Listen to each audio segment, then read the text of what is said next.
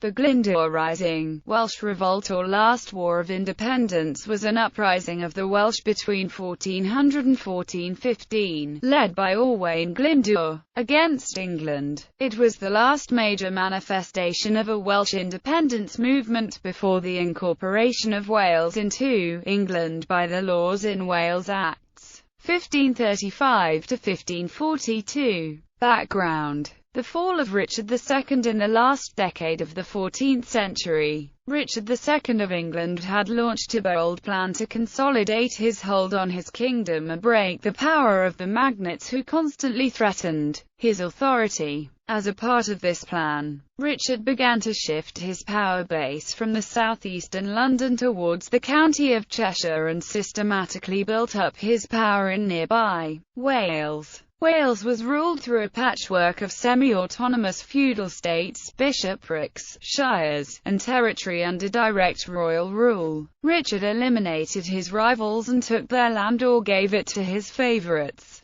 As he did so, he raised an entire class of Welsh people to fill the new posts created in his new fiefdoms. For these people, the final years of the reign of Richard II were full of opportunities. To the English magnates, it was a further sign that Richard was dangerously out of control. In 1399, the exiled Henry Bolingbroke, heir to the Duchy of Lancaster, returned to reclaim in his lands. Henry raised an army and marched to meet the king. Richard hurried back from Ireland to Wales to deal with Bolingbroke, but he was arrested by Henry Percy, 1st Earl of Northumberland, as he was on his way from Conwy Castle to meet Bolingbroke at Flint Castle, supposedly to discuss the restitution of Henry's lands. Richard was imprisoned at Chester before being taken to London. Parliament quickly made Henry Bolingbroke regent and then king. Richard died in Pontefract Castle, shortly after the failed Epiphany Rising of English nobles in January 1400,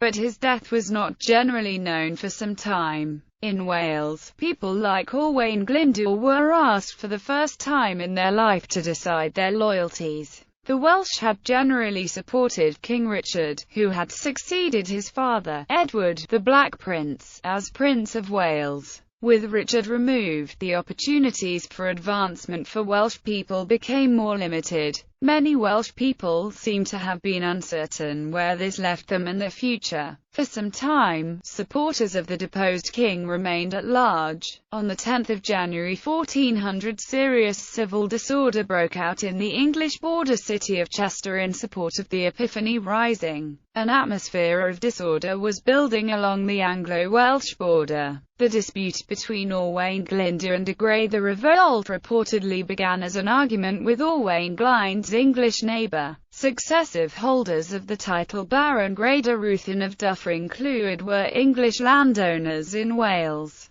Glyndŵr had been engaged in a long-running land dispute with them. He seems to have appealed to Parliament to resolve the issue, and under King Richard the court found for him. He won. Reginald Grey, 3rd Baron Grey de Ruthyn, loyal to the new king, used his influence to have that decision overturned. Owain Glyndŵr appealed. It was rejected without a hearing. Another story is that de Grey deliberately withheld a royal summons for Glyndŵr to join the new king's Scottish campaign of August 1400. Technically, as a tenant-in-chief to the English king, Glyndŵr was obliged to provide troops, as he had done in the past. By not responding to the hidden summons, he seems, perhaps unwittingly, to have incurred Henry's wrath.